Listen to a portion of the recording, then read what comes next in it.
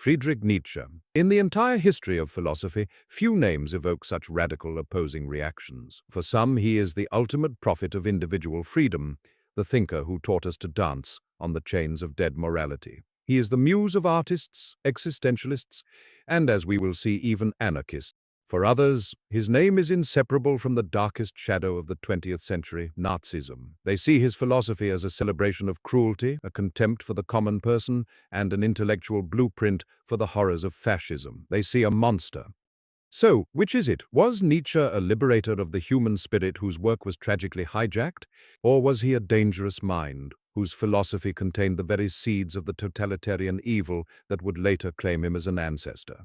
In this video, we will not seek a simple answer. Instead, we will explore the great Nietzsche paradox. How could one single philosophy inspire both the free spirit and the fascist?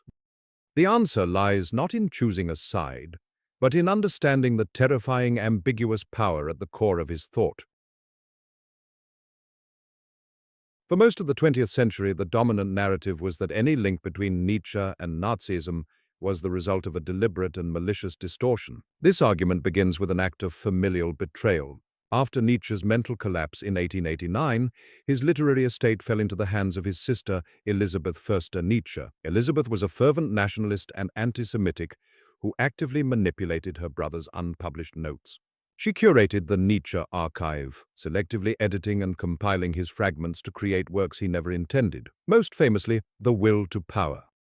This version of Nietzsche, filtered through his sister's ideology, was then served on a silver platter to the rising National Socialist movement. The Nietzsche the Nazis read was, in this view, already ideologically distorted.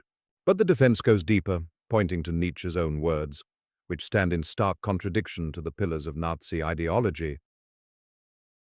Far from being a German nationalist, Nietzsche despised the new German Reich. He mocked the patriotic fervor of his time. In his work Twilight of the Idols, he famously wrote, "Deutschland, Deutschland über alles, I fear that was the end of German philosophy."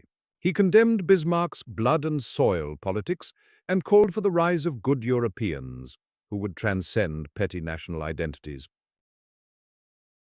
His opposition here was even more vehement. He broke with his idol, Richard Wagner, over the composer's anti-Semitism. In private correspondence, he hyperbolically declares, "I will have all anti-Semites shot." In Beyond Good and Evil, he even praised the Jewish people as the strongest, toughest, and purest race at present living in Europe, a statement utterly incompatible with Nazi racial doctrine.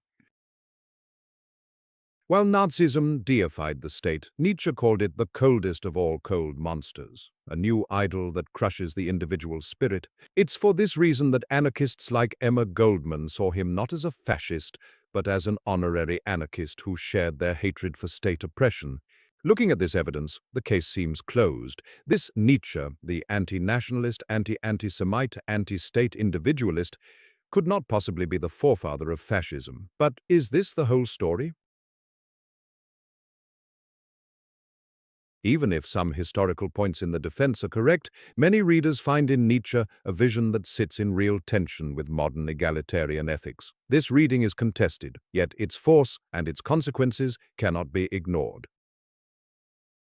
His opposition to Bismarck's nationalism was not a rejection of hierarchical politics itself, but of what he saw as petty politics. His great politics moves beyond liberal democracy. It looks to a pan-European horizon where Europe wishes to be one and a new ruling caste is bred. The tone is severe, yet not a detailed institutional blueprint.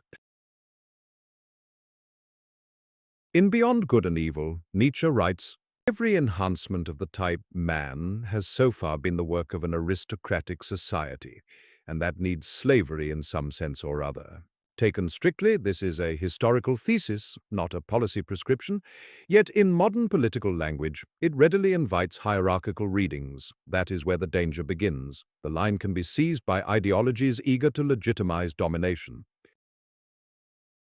Nietzsche's genealogical analysis questions the origins of compassion, equality, and rights talk. Whatever Nietzsche's own intent, these texts can be, and have been, recruited to license programs that make the will to power the only measure.